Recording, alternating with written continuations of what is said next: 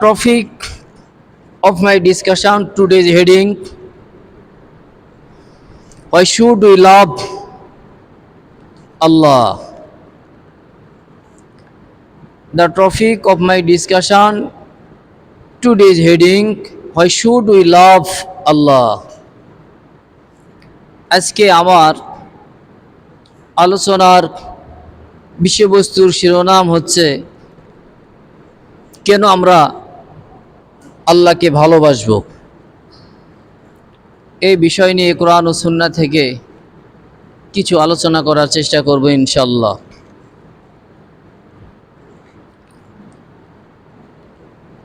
সম্মানিত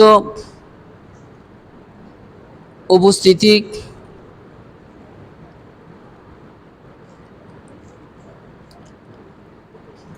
সহিহ বুখারীর একটি হাদিস عن أبي هريرة رضي الله عنه قال سئل رسول الله صلى الله عليه وسلم أي العمل أفضل। হযরত আবু হুরায়রা রাদিয়াল্লাহু আনহু থেকে বর্ণিত, তিনি বলেন রাসূলুল্লাহ সাল্লাল্লাহু আলাইহি ওয়াসাল্লামকে জিজ্ঞাসা করা হলো যে আমলের মধ্যে কোন আমল সর্বোত্তম। আমরা যে নেক আমল, পবিত্র কোরআনের সূরা মুলকের 2 নম্বর আয়াত, এই আয়াতে আল্লাহ পাক ইরশাদ করেছেন আল্লাযী খালাকাল মাউতা ওয়াল হায়াতা লিয়াবলুয়াকুম আইয়ুকুম আহসানু আমালা। আল্লাহ রাব্বুল আলামিন দুইটি জিনিস সৃষ্টি করেছেন, একটি হচ্ছে হায়াত আর একটি হচ্ছে মৌত। যে হায়াত এবং মৌত সৃষ্টি করেছেন, তো তোমাদের মধ্যে কে কর্মে উত্তম। কর্ম বলতে কি বোঝা হয় যে নেক আমল, নেক কর্ম অর্থাৎ নেক আমল, সে নেক আমল। তো নেক আমল করে তো তোমাদের মধ্যে কে আমার কাছে আসতে পারে। তো যেহেতু সূরা মুলকের 2 নম্বর আয়াতে কথা বলেছেন, এ প্রসঙ্গে সহিহ বুখারীর হাদিস হযরত আবু হুরায়রা রাদিয়াল্লাহু আনহু বলেন রাসূলুল্লাহ সাল্লাল্লাহু আলাইহি সাল্লামকে জিজ্ঞাসা করা হলো, হে আল্লাহর রাসূল, আমলের মধ্যে কোন আমল সর্বোত্তম? যেহেতু আমল করে আমাদেরকে পৃথিবী থেকে বিদায় নিতে হবে।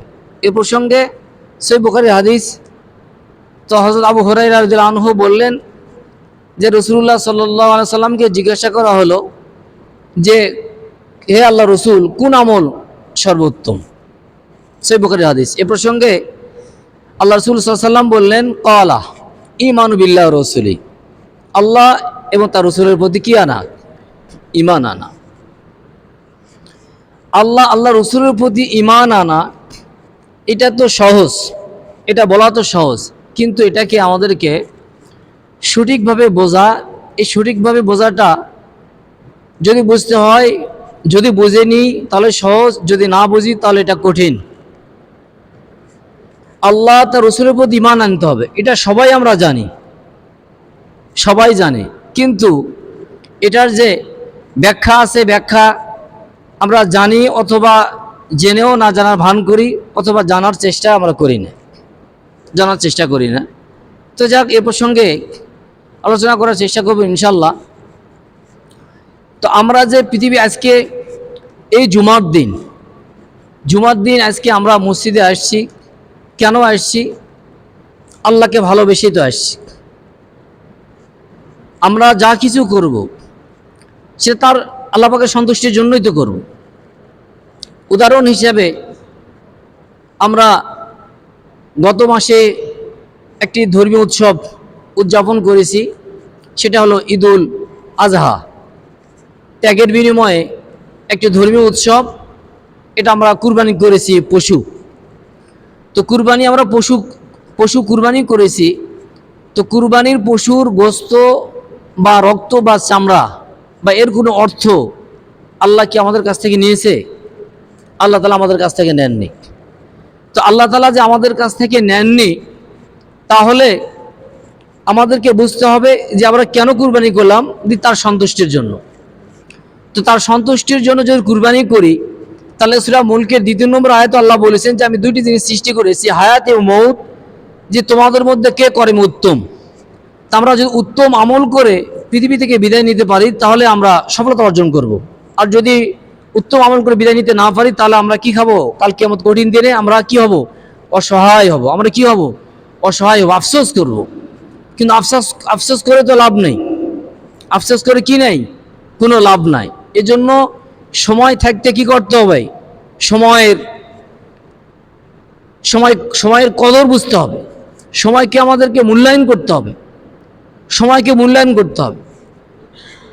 এখন এই সময়ের জন্য আমরা কি করব?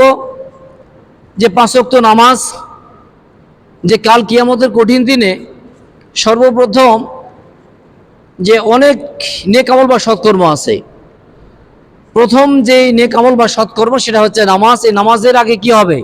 আগে ফাইসালা হবে, বিচার হবে। নামাজের আগে বিচার হবে। নামাজের বিচারে যদি আমরা উত্তীর্ণ হই, তাহলে আশা করা যায় যে অন্যান্য যেগুলো সৎকর্ম আছে সেগুলো তো আমরা উত্তীর্ণ হবে ইনশাল্লাহ। আর যদি আমরা নামাজে যদি উত্তীর্ণ না হই, তাহলে কি খাবো? আমরা অসহায় হয়ে যাব। তো এই যে আমরা অসহায় হব, এই অসহায় হওয়ার আগেই আমাদেরকে সময়ের মূল্যায়ন করতে হবে, সময়কে আমাদেরকে বুঝতে হবে। আর এই জন্য আল্লাহ পাক বলেছেন যে তোমাদের মধ্যে কে কর্মে উত্তম আমল করে আমার কাছে আসতে পারে। আর এই প্রসঙ্গে এই হাদিসের মধ্যে বলা হলো যে কোন আমল সর্বোত্তম, তো বলা হয়েছে যে আল্লাহ রসুলের প্রতি ঈমান আন। এখন আল্লাহ রসুলের প্রতি ঈমান আনা এটা আমরা সবাই জানি। উদাহরণ হিসাবে কুরবানি দিয়েছি, কুরবানির গোস্ত, কুরবানির রক্ত, কুরবানির অর্থ কোনো কিছু আল্লাহ আমাদের কাছ থেকে নেননি, আমরাই খেয়েছি। না আমরা দিয়েছি? আমরা কি কাউকে দিয়েছি? আল্লাহকে তো দিন, আমরা খাইছি। তবে আল্লাহ পাকের নির্দেশ, প্রতিবেশী যারা আছে, যারা দুস্থ অভাবগ্রস্ত, তাদেরকে খাওয়াইছি। তো তাদেরকে খাওয়ানো কি? তাহলে কি আল্লাহর সন্তুষ্ট? তাহলে কি? তাহলে আল্লাহ সন্তুষ্ট। তাহলে এখানে যে বিষয়টা সেটা হচ্ছে যে আল্লাহ রসুলের প্রতি ঈমান আনা। তো আল্লাহ রসুলের প্রতি আমরা যে ঈমান আনবো, তাহলে ঈমানটা কি? আল্লাহ রসুল জীবনযাপন করেছে কিসের মাধ্যমে? আল্লাহ তাআলার মাধ্যমে। কিসের মাধ্যমে? পবিত্র কোরআন। পবিত্র কোরআনটা কি? এটা হলো আল্লাহ তাআলার মুখের বাণী। আল্লাহ সুবহানাহু ওয়া তাআলার কি? পবিত্র কোরআনটা কি? আল্লাহ সুবহানাহু ওয়া তাআলার মুখের বাণীটা হচ্ছে পবিত্র কোরআন বাণী। তার মুখের বাণী, এটা রসুলের জন্য গাইডলাইন ছিল কি? পবিত্র কোরআন। যে পবিত্র কোরআন রসুলের অবতীর্ণ করে রসুলের ইজ্জত সম্মান আরো কি আল্লাহ কি করেছেন? অনেক আরো বেড়ে দিয়েছিলেন কি না? আল্লাহ রসুলের যখন পবিত্র কোরআন অবতীর্ণ হলো, রসুলের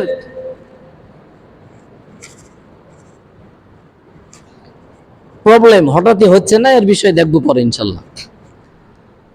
তো যেহেতু রসুলের উপর পবিত্র কোরআন আল্লাহ পাক অবতীর্ণ করে রসুলের সম্মান মর্যাদা কি করে দিয়েছেন? আল্লাহ পাক আরো বেড়ে দিয়েছেন।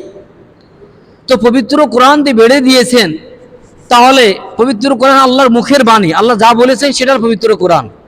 আর সেই কোরআনটা হলো আল্লাহ রসুলের জন্য কি ছিলেন? গাইডলাইন। তো আল্লাহ রসুলের শুধু গাইডলাইন না, আল্লাহ রসুল সাল্লাল্লাহু আলাইহি সাল্লাম বিদায় হজের ভাষণে স্পষ্টভাবে বলে গেছেন যে আমি আমার উম্মতের জন্য কি রেখে গেলাম? কোরআন ও সুন্নাহ। কি রেখে গেলাম? কোরআন ও সুন্নাহ। যতক্ষণ পর্যন্ত কোনো উম্মত কোরআন ও সুন্নাহ আঁকড়ে ধরবে, তারা কখনো কি হবে না? পথভ্রষ্ট হবে না। তো পথভ্রষ্ট যদি না হয়, এই কোরআন সুন্নাহ যদি আঁকড়ে ধরে, তাহলে এই পবিত্র কোরআন ও হাদিসের মধ্যে সব কিছু দেওয়া হয়েছে।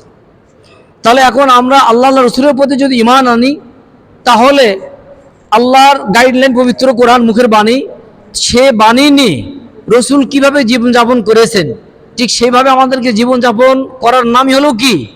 ঈমান। সেটার নামই হলো কি? ঈমান। কিন্তু এখন সেইভাবে জীবনযাপন করা, এটাই তো আমাদের পক্ষে একটু কষ্টকর, বা এটাতেই তো আমরা কি আছি? পিছিয়ে আছি। তো এটাতেই যদি পিছিয়ে থাকি, তাহলে আমরা তো সৎকর্ম করে মানে উত্তম আমল করে পৃথিবী থেকে বিদায় নিতে পারবো না। উদাহরণ হিসাবে এ প্রসঙ্গে আল্লাহ রাব্বুল আলামিন পবিত্র কোরআনের সূরা হুজুরাতের মধ্যে স্পষ্ট বলেছেন, ইয়া আইয়ুহাল্লাযীনা আমানু লা তুকদ্দিমু বাইনা ইয়াদাইল্লাহি ওয়া রাসূলিহি ওয়াত্তাকুল্লাহ। হে ঈমানদারগণ, তোমরা আল্লাহ রাসূলের সামনে কি হও না, অগ্রণী হইও না বা কি হইও না, নেতা হইও না। হে ঈমানদারগণ বা হে বিশ্বাসীগণ, তোমরা আল্লাহ এবং রাসূলের সামনে কি হইও না, নেতা হইও না। আল্লাহ রাসূলের সামনে কি হবে না, নেতা হওয়া যাবে না। ওয়াত্তাকুল্লাহ, তোমরা আল্লাহকে ভয় করো। ইন্নাল্লাহা সামিউন আলিম, নিশ্চয়ই আল্লাহ সবকিছু শোনেন এবং জানেন। ইয়া আইয়ুহাল্লাযীনা আমানু লা তারফাউ আসওয়াতাকুম ফাওকা সাওতিন নাবিয়্যি।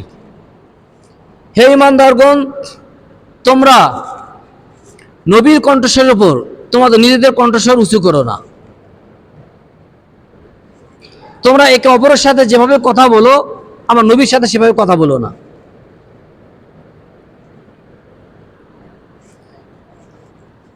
আন তাহবাতা আমালুকুম ওয়া আনতুম লা তাশউরুন। তো যদি কথা বলো তাহলে কি হবে, এতে তোমাদের কর্মফল নিষ্ফল হয়ে যাবে, তোমরা তা টেরও পাবে না। তাহলে পবিত্র কোরআনের সূরা হুজুরাতে স্পষ্ট আয়াত, এই আয়াত স্পষ্টভাবে আল্লাহ বললেন যে হে ঈমানদারগণ, তোমরা আল্লাহ রাসূলের সামনে নেতা হইও না এবং তোমরা আল্লাহকে ভয় করো, আল্লাহ সব কিছু শোনেন এবং জানেন। এরপরে বললেন যে তোমরা আল্লাহ রাসূলের কণ্ঠস্বরের উপর নিজেদের কণ্ঠস্বর উঁচু করো না। তোমরা একে অপরের সাথে যেভাবে কথা বলো, আমার রাসূলের সাথে সেভাবে কথা বলো না। যদি সেভাবে কথা বলো তাহলে তোমাদের কর্মফল নিষ্ফল হয়ে যাবে, তোমরা তা টেরও পাবে না। ইন্নাল্লাযীনা ইয়াগুদ্দুনা আসওয়াতাহুম ইনদা রাসূলিল্লাহ, যে যারা নিজেদের কণ্ঠস্বর নবীর কণ্ঠস্বরের উপর উঁচু করে না, তাদের অন্তরকে আল্লাহ শিষ্টাচারের জন্য সজ্জিত করে দিয়েছেন। উলাইকা আল্লাযীনা আমতাহানাল্লাহু কুলুবাহুম লিত্তাকওয়া লাহুম মাগফিরাতুন ওয়া আজরুন আযীম। এই সমস্ত লোকদের জন্য আল্লাহ বললেন যে তাদের জন্য রয়েছে সর্বপ্রথম ক্ষমা, তাদের জন্য রয়েছে সর্বপ্রথম ক্ষমা, এরপরে তাদের জন্য রয়েছে মহা প্রতিদান। সম্মানিত উপস্থিতি, তাহলে এখানে যে মূল বিষয়, সে বিষয়টা হচ্ছে যে আল্লাহ পাক স্পষ্টভাবে বললেন যে তোমরা নবীর কণ্ঠস্বরের উপর নিজেদের কণ্ঠস্বর উঁচু করো না। আর যারা নবীর কণ্ঠস্বরের উপর নিজেদের কণ্ঠ উঁচু করে না, তাদের অন্তরকে আল্লাহ শিষ্টাচারের জন্য সাধিত করে দিয়েছেন এবং তাদের জন্য রয়েছে ক্ষমা এবং মহাপ্রতিদান। তাদের জন্য যারা নবী, এখন প্রশ্ন হচ্ছে যে এখানে স্পষ্ট আয়াত, এখানে নবী, কিন্তু আল্লাহ রাসূল তো পৃথিবীতে এখন নাই। তাহলে এখন কারা আছেন? ইন্নাল উলামা ওয়ারাসাতুল আম্বিয়া, আলেমগণ আছে। এখানে কোনো সন্দেহ আছে? পবিত্র কোরআনে সূরা ফাতিরের 28 নম্বর আয়াত স্পষ্ট বলেছে, আমিনান নাসি ওয়াদ দাওয়াবি ওয়াল আনআমি মুখতালিফুন আলওয়ানুহু কাযালিক ইন্নামা ইয়াখশাল্লাহু মিন ইবাদিল উলামা। আল্লাহ বলেন, মানুষের মধ্যে রং বেরঙের মানুষ রয়েছে, পশুদের মধ্যে রং বেরঙের পশু রয়েছে, একমাত্র আলেম উলামা আমাকে বেশি ভয় করে। স্পষ্ট বলেছেন সহিহ বুখারীর হাদিস, ইন্নাল উলামা ওয়ারাসাতুল আম্বিয়া, যে আমার অবর্তমানে যে আলেমগণ তারা উত্তরসূরি। আল্লাহ রাসূলের অবর্তমানে যদি আলেমগণ উত্তরসূরি হয়, তাহলে তাদেরকে কি করতে হবে? সম্মান করতে হবে, ভালোবাসতে হবে। এই আয়াতের যে আলোচনা, সে আলোচনা হচ্ছে এর মধ্যে ইনভলভ আপনার গুরুজন, আপনার পিতামাতা যারা আছেন বাড়িতে, এরা এর মধ্যে আয়াতের মধ্যে ইনভলভ। আলেম ওলামা সহ পিতামাতা আছে, এর মধ্যে ইনভলভ। এরপরে আপনার সম্মানিত শিক্ষক মণ্ডলী আছে, তারা এর মধ্যে ইনভলভ। আপনার গ্রামের মধ্যে, সমাজের মধ্যে যারা সম্মানিত বয়োজ্যেষ্ঠ যারা আছেন, শ্রদ্ধে ভাজন, তারা এই আয়াতের মধ্যে ইনভলভ। প্রতিটি মানুষ যারা বড়, তাদেরকে শ্রদ্ধা করার শিক্ষা দিয়েছেন কে? ইসলাম। তাদেরকে শিক্ষা দিয়েছেন ইসলাম। তো এই জন্য এখানে যে মূল আলোচনা সেটা হলো যে আল্লাহ রসুলের প্রতি ঈমান আনা। আল্লাহ সহিহ বুখারী হাদিস, আল্লাহ রসুলকে যখন জিজ্ঞাসা করা হলো যে কোন আমলটি সর্বোত্তম, তখন বলা হলো যে আল্লাহ রসুলের প্রতি ঈমান আনা। তো আল্লাহ রসুলের প্রতি ঈমান আনা এটা কি? তো এটা বলা হলো যে পবিত্র কোরআন, আল্লাহ মুখের বাণী, পবিত্র কোরআন আল্লাহ রসুলের উপর অবতীর্ণ করেছেন, করার ফলে রসুলের সম্মান মর্যাদা বৃদ্ধি করে দিয়েছেন। আর রসুল পবিত্র কোরআন অনুকরণ করেছে। সুতরাং বিদায় হজরত ভাষণে তিনি বলেছেন, আমি আমার উম্মতের জন্য রেখে গেলাম কোরআন ও সুন্নাহ, যতক্ষণ পর্যন্ত আমার উম্মতরা কোরআন সুন্নাহ আঁকড়ে ধরবে সে কখনো পথভ্রষ্ট হবে না। তাহলে এখানে পবিত্র কোরআনের মধ্যে রসুল যেভাবে জীবনযাপন করেছে, এটাতে আমাদের ব্যক্তিগত জীবন, পারিবারিক জীবন, সামাজিক জীবন, অর্থনৈতিক জীবন, রাষ্ট্রীয় জীবন, প্রতিটি জীবন এর মধ্যে ইনভলভ আছে। তাহলে এই বিষয়টা কি করতে আমাদেরকে জানতে হবে, না জানলে জানতে হবে। এ প্রসঙ্গে পবিত্র কোরআনের সূরাত আল ইমরানের 31 নম্বর আয়াত, এই আয়াতের মধ্যে আল্লাহ বলেছেন, কুল ইন কুনতুম তুহিব্বুন আল্লাহ, কুল হে নবী আপনি বলুন, ইন কুনতুম তুহিব্বুন আল্লাহ, যদি তোমরা, আল্লাহ রসুলকে বলছেন, কুল হে নবী আপনি বলুন, ইন কুনতুম তুহিব্বুন আল্লাহ, যদি তোমরা আল্লাহকে ভালোবাসো, যদি তোমরা আল্লাহকে ভালোবাসো, ফাত্তাবিউনি, তাহলে কি করো, আমার অনুসরণ, ইত্তেবা মানে অনুসরণ করো, নি মানে আমাকে, কাকি মানে তোমাকে, হু হা মানে তাকে, নি মানে আমাকে, না মানে আমাদেরকে, কুমকুন্না তাদেরকে, হুম হুন্না তাদেরকে। তাহলে এখানে বলা হয়েছে নি, কুল ইন কুনতুম তুহিব্বুন আল্লাহ, হে নবী আপনি বলুন, যদি তোমরা আল্লাহকে ভালোবাসো তাহলে কার ইত্তিবা করো, আমার ইত্তিবা করো, আমার অনুসরণ করো, ফাত্তাবিউনি, তাহলে কি হবে, ইহবিবকুমুল্লাহ, তাহলে আল্লাহ তোমাদেরকে ভালোবাসবে। কথা বুঝতে পেরেছি? পবিত্র কোরআনের সূরা আল ইমরানের 31 নম্বর আয়াত, এখানে স্পষ্ট বললেন যে হে নবী আপনি বলুন, যদি তোমরা আল্লাহকে ভালোবাসো তাহলে আমার অনুসরণ করো, যদি আমার অনুসরণ করো তাহলে আল্লাহ তোমাদেরকে ভালোবাসবেন। আল্লাহ যদি ভালোবাসে তাহলে কি হবে, আমাদের পাপসমূহ কি করে দিবেন, ক্ষমা করে দিবেন।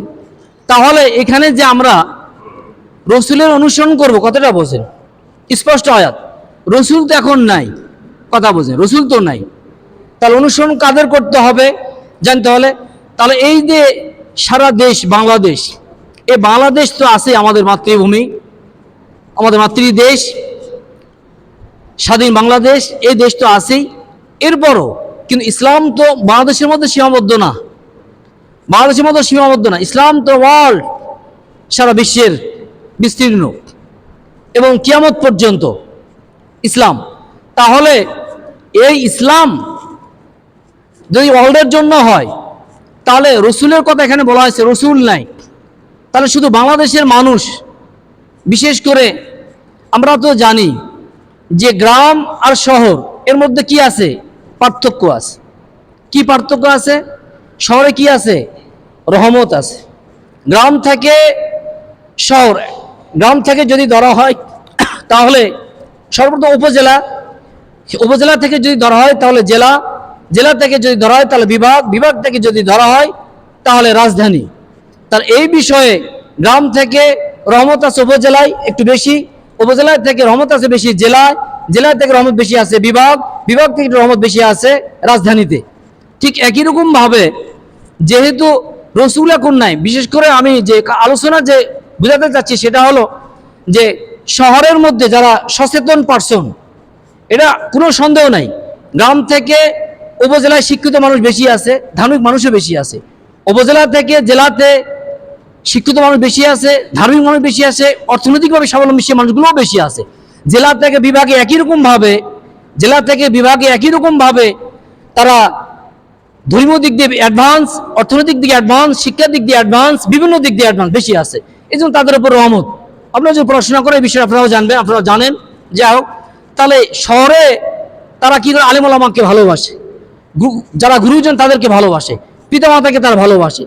যারা বাসে না সেই বিষয়টা আলাদা, ওই পর্বই বাদ, কিন্তু অধিকাংশ মানুষ তারা ভালো, তারা বোঝে, তো তারা বোঝে। তাহলে এজন্য এই আয়াতের মধ্যে স্পষ্টভাবে আল্লাহ রাব্বুল আলামিন বললেন যে কুল ইন কুনতুম তুহিব্বুন আল্লাহ, যে হে নবী আপনি বলুন, যদি তোমরা আল্লাহকে ভালোবাসো তাহলে আমার অনুসরণ করো, যদি আমার অনুসরণ করো তাহলে আল্লাহ তোমাদের কি করবেন, ভালোবাসবেন, ভালোবাসে কি করবেন, আমাদের পাপ সময় আল্লাহ তিনি কি করবেন, ক্ষমা করে দিবেন। তাহলে আমাদের কি করতে হবে, রসুল এখন নাই, তো রসুল এখন যদি নাই তাহলে কে আছেন? ইসলাম পবিত্র কোরআনের 2 জায়গায় ফাসালু আহলা যিকরি ইন কুনতুম লা তা'লামুন, তোমরা যা জানো না, যারা এই বিষয়ে এক্সপার্ট তাদের কাছে জেনে নাও, আল কোরআন। তাহলে ইসলাম যদি আমি সঠিকভাবে বুঝতে চাই তাহলে যেভাবেই বলুক না কেন, তাহলে আলেম ওলামা এদের বিকল্প নেই। আলেম ওলামার বিকল্প কি? বিকল্প নেই। উদাহরণ হিসাবে যদি আমি বাংলাতে অনার্স মাস্টার্স করি তাহলে আমার এই বিষয়ে অভিজ্ঞতা বেশি থাকবে, কোনো সন্দেহ আছে? সন্দেহ নাই। যদি আমি ইসলামী ইতিহাসে অনার্স মাস্টার্স করি তাহলে আপনারা যা জানেন আমার একটু অভিজ্ঞতা বেশি থাকবে। যদি আপনি কোরআন পড়া জানেন, একজন কোরআনে হাফেজ আপনার থেকে অ্যাডভান্স, সে বেশি পারবে, এক্সপার্ট, কোনো সন্দেহ নাই। যদি মুহাদ্দিসের কাছে যান, আপনি যে হাদিস পড়েন কিন্তু আপনি মুহাদ্দিস, তার হাদিসের বিষয়ে অনেক হাদিস, লক্ষ লক্ষ হাজার হাজার মুখস্থ, আপনার কাছ থেকে সে বেশি জানবে। যদি গায়ের জন্য কোনো কথা বলেন, কথার কি নাই, কোনো ভিত্তি নেই। যদি বলেন একজন মুহাদ্দিস থেকে আপনি বেশি জানেন, তাহলে এটার কথা কি নাই, কোনো ভিত্তি নেই। কারণ মুহাদ্দিস সে শত শত হাজার হাজার হাদিস মুখস্থ করেছে, এ বিষয়ে অনেক কিছু সে অ্যাডভান্স, সে জানে, কিন্তু গায়ের জন্য কথা বলবেন, এটার কোনো ভিত্তি নেই। ঠিক একই রকমভাবে যদি আপনারা ইসলামকে সঠিকভাবে বুঝতে চান, জানতে চান, তাহলে আলেম ওলামার বিকল্প কি নাই, কিছু নাই। এজন্য এই আয়াতের মধ্যে স্পষ্টভাবে বললেন, কুল ইন কুনতুম তুহিব্বুনাল্লাহ ফাত্তাবিউনি ইউহিব্বুকুমুল্লাহ ওয়া ইয়াগফির লাকুম যুনুবাকুম। আল্লাহ স্পষ্টভাবে বললেন যে তোমরা যদি আল্লাহকে ভালোবাসো তাহলে আমার অনুসরণ, রসুল অনুসরণ করো, আর রসুলকে যদি ভালোবাসো আল্লাহর ভালোবাসা হয়ে যাবে। আর এই জন্যই শহরে বিভিন্ন জায়গায় যারা আলেম ওলামা আছে তাদেরকে ভালোবাসে এবং দান এগুলো করে, দান করে, এগুলো করে, যাই হোক। তো তাদেরকে ভালোবাসে কেন? তাদের কাছে অনেক কিছু জেনে নেয়, জেনে সেই মোতাবেক তারা কি করে, জীবনযাপন করে বা আমল করে, এ বিষয়ে তারা আমল করে। তো এজন্য এখানে যে মূল যে বিষয়, সেই বিষয়টা হচ্ছে যে শিক্ষার বিকল্প কিছু নেই। আপনারা যা কিছু আমল করবেন এটা আপনাকে কি করতে হবে, আপনাকে শিখতে হবে। যদি এলেম যদি বেশি অর্জন করেন তাহলে আপনার অহংকার কম হবে, আর এলেম যদি কম অর্জন করেন তাহলে আপনার অহংকার হবে বেশি। এলেম যদি বেশি অর্জন করেন অহংকার হবে কম, আর এলেম যদি কম থাকে অহংকার হবে বেশি, অহংকার হবে বেশি। তো এই জন্য সহিহ ইবনে মাজার 219 নম্বর হাদিস, আন আবি যার ক্বালা রাসূলুল্লাহ সাল্লাল্লাহু আলাইহি ওয়াসাল্লাম ইয়া আবু যার লিয়াং তাকুদু ফাতাআল্লাম আয়াতাম মিন কিতাবিল্লাহি খায়রুল লাকা মান আন তুসাল্লি মিয়াতা রাকাতিন ওয়া লিয়াং তাকুদু ফাতাআল্লাম বাবাম মিনাল ইলমি আমিলা বিহি আওয়ালাম ইয়ামাল খায়রুল লাকা মান আন তুসাল্লি আলফা রাকাতিন। সহিহ ইবনে মাজার 219 নম্বর হাদিস। আল্লাহ রাসূল সাল্লাল্লাহু আলাইহি ওয়াসাল্লাম বলেন, ও আবু যার, আল্লাহ রাসূল সাল্লাল্লাহু আলাইহি ওয়াসাল্লাম বললেন, ও আবু যার, তুমি যদি একটি আয়াতের কি করো, অধ্যয়ন করো, তুমি যদি একটি আয়াতের অধ্যয়ন করো তাহলে 100 রাকাত নফল নামাজ পড়ার যে সওয়াব, সেই সওয়াব তোমার আমলনামায় দেয়। বলে সকলে সুবহানাল্লাহ। তাহলে 100 রাকাত নফল নামাজ পড়া এটা কি কম কথা? 100 রাকাত নফল নামাজ পড়া কি কম কথা? 100 রাকাত নামাজ পড়তে যান তো কত সময় লাগে, এটা সম্ভব না। কিন্তু এখানে বলা হলো যে একটি আয়াতের অধ্যয়ন, এখানে একটি আয়াতের অধ্যয়ন বলতে এখানে বোঝানো হয়েছে অর্থ। যদি এখানে পবিত্র কোরআন তেলাওয়াতের ফজিলত আছে অনেক, সে বিষয় আলাদা, কিন্তু এখানে তেলাওয়াতের বিষয়টা এখানে হলো অর্থ আপনাকে বুঝতে হবে, এটা গুরুত্ব দেওয়া আছে অর্থ। তাহলে কোনো ব্যক্তি যদি, আল্লাহ রাসূল বলে, আবু যর, তুমি যদি একটি আয়াতের অধ্যয়ন করো তাহলে 100 রাকাত নফল নামাজ পড়ার চেয়ে উত্তম তোমার আমলনামায় সওয়াব দেওয়া হবে। সকলে বলুন সুবহানাল্লাহ। এরপরে বললেন যে একটি আয়াতের অধ্যয়ন করার পর সেটা তুমি আমল করো আর না করো, আওয়ালাম ইয়ামাল খায়রুল লাকা মান আন তুসাল্লি, একটি আয়াতের অধ্যয়ন করাবো, সেটা আমল আমি করি আর না করি। কথা বুঝতে পেরেছেন? একটি আয়াতের অধ্যয়ন করার পর 100 টাকা তো সব দিল, তবে এটা যদি আমি আমল করি আর না করি, তারপরেও কি বলা হয়েছে যে 100 রাকাত নামাজের সব তার আমল নামায় যায়। বলেন, আবার বলেন সকল সুবহানাল্লাহ। তাহলে এখানে যে বোঝানো হয়েছে সেটা হলো শিক্ষার গুরুত্ব। সহিহ ইবনে মাজার মূল কিতাব, সহিহ ইবনে মাজার মূল কিতাবে 219 নম্বর হাদিস, রাবি হযরত আবু যার রাদিয়াল্লাহু আনহু থেকে বর্ণিত। তাহলে আমরা এখান থেকে যে শিক্ষা নিলাম, সেই শিক্ষাটা হলো আমাদেরকে জানতে হবে, আমাদেরকে জানতে হবে। তাহলে এখানে যে ইলম অর্জনের যে গুরুত্ব, এই হাদিস থেকে সেই গুরুত্বটা বোঝানো হয়েছে। তাহলে আমরা যদি এই বিষয়টা যদি না জানি, এটা একটা কৌশল। এটা কি হাদিসটা কি? এই হাদিসটা আমাদের জন্য কৌশল। আমরা অনেকেই দেখা যাচ্ছে যে 5 বছর, 10 বছর, 15 বছর, 20 বছর, এমনকি 30, এমনকি 40, 50, 60 পর্যন্ত আছে। 60 বছর বয়স হয়ে গেছে, আমরা এই হাজার হাজার 5 ওয়াক্ত নামাজ, এই নামাজ থেকে কি হয়েছে? আমরা মাহরুম হয়েছে। নামাজ আদায় করি, আমরা নামাজ পড়িনি। তাহলে তার জন্য কি সেই সময় যে এই সময় হাদিসটা তার উপর পৌঁছে গেছে, এটা কি? এটা একটি কৌশল। এটা কি? এটা একটি কৌশল।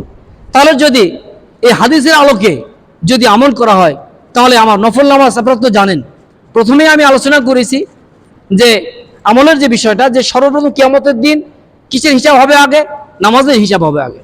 তো নামাজের যে হিসাব হবে, তার নামাজের হিসাবের মধ্যে আপনারা ইতিপূর্বে অনেক আলেম ওলামার কাছ থেকে আপনারা শুনেছেন, জানেন। যাই হোক, তো সেখানে বলা হয়েছে যে ফরজ নামাজ যদি কাল কিয়ামতের কঠিন দিনে যখন সর্বপ্রথম নামাজের ফায়সালা শুরু হবে, তো নামাজের যারা ফরজ নামাজের যাদের ঘাটতি থাকবে, তাদের যে ঘাটতি, এই ঘাটতিটা কি দ্বারা পূরণ করা হবে? নফল নামাজ দ্বারা। কি দ্বারা পূরণ করা হবে? নফল নামাজ দ্বারা পূরণ হবে। তাহলে আমি যদি 60 বছর ধরে আমার নামাজ অতীতে কাজা হয়েছে, তা আমি তো মানুষ, আমার কাছে পুষে গেছে, এখন আমার কাছে পুষে গেছে, আমি সংশোধন এখন হব। আল্লাহ তো উন্মুক্ত করে দিয়েছেন। তাহলে কি করতে হবে? হিসাব তো হবে। তাহলে এই হাদিসের অনুসরণ যদি করে, তাহলে যদি এরকম আয়াতের অর্থ চেষ্টা করতে যদি থাকে, তাহলে কি হবে? তা এরকম 100 রাকাত নফল নামাজের সব তার আমল নামায় দেওয়া হবে। তাহলে কি হবে? তার পক্ষে কি হবে? আমল করা তার জন্য কি জান্নাতে পৌঁছাবা, সেই কাল কিয়ামত কঠিন দিনে যে চূড়ান্ত যে বিচার, এই বিচারের দিন তার জন্য কি হবে? সহজতর হয়ে যাবে। তার জন্য কি হবে?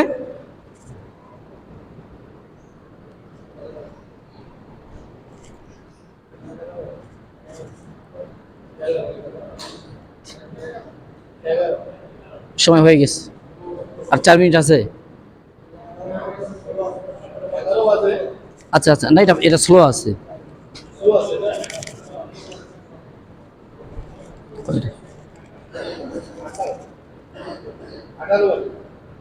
তো হয়ে গেছে সময়।